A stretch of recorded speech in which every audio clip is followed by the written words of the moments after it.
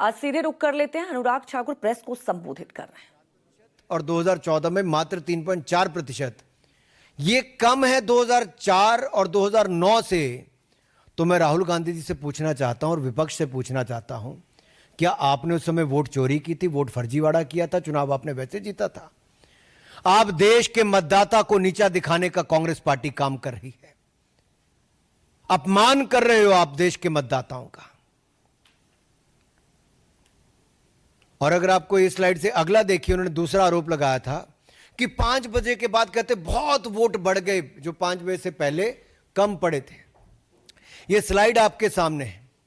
5 बजे से पहले 58 लाख वोट 1 घंटे में पड़े, प्रति घंटा 58 लाख वोट पड़े, और 5 बजे के बाद 32.5 लाख वोट प्रति घंटा पड़े।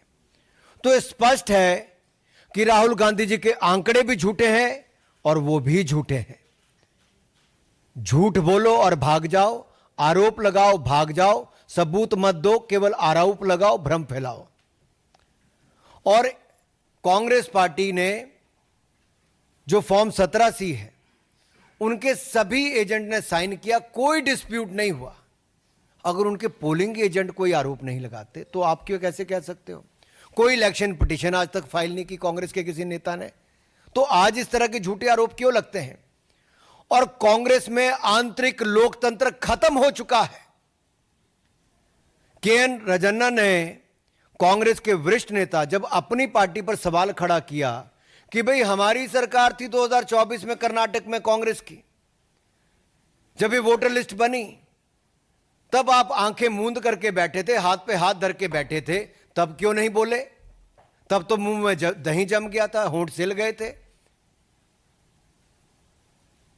जब उन्होंने बात कही तो उनको नोटिस नहीं दिया। फिर एक बार दलित नेता के ऊपर गाज गिरी। कांग्रेस ने उनको नोटिस तो छोड़ी, उनको बर्खास्त करने का सीधा आदेश राहुल गांधी जी ने दिया।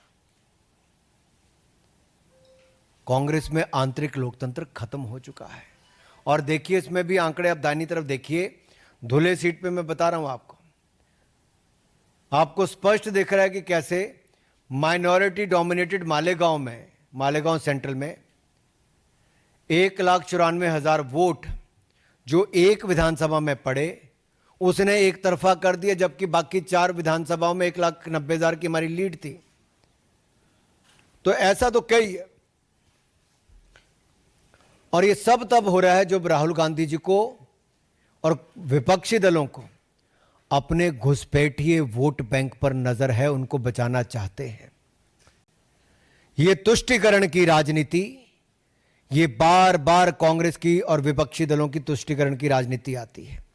ये एक वर्ग को देखकर अपना वोट बैंक साधते हैं और उसके लिए किसी भी हद तक भय भ्रम फैलाने का काम करते हैं, झूठे आरोप लगाने का काम करते हैं, और एक घुसपैठ करने वाले को संरक्षण देने का लगातार काम पीढ़ी दर पीढ़ी और दशक दर दशक ये कांग्रेस ने करने का काम किया है।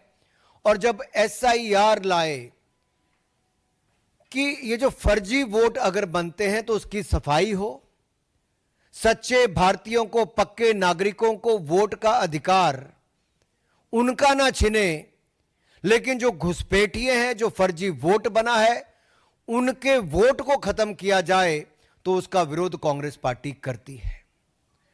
आखिरकार हिंदुस्तान के लोगों के वोट को नीचा क्यों दिखाना चाहती है कांग्रेस और विपक्षी दल? ये घुसपैठियों के वोट बैंक पर राजनीति क्यों करना चाहते हैं विपक्षी दल?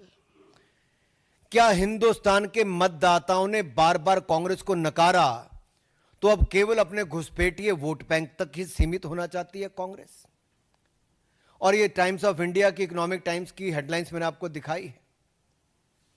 अगर आप अगले में देखेंगे, मैं तो आपको 5 पैटर्न बता रहा हूं कैसे घुसपैठिए वोट बैंक पर, जो डुप्लीकेट वोट हैं, फेक एड्रेस हैं, फेक रिलेटिव हैं, मैनिपुलेटेड एज कहें या गलत एज छप गया, और मास वोटर एडिशन जो है, मैं उस पर आपको एक उदाहरण देता हूं। तो देखिए, अब बीजेपी की तरफ से प्रेस कॉन्फ्रेंस किया गया है।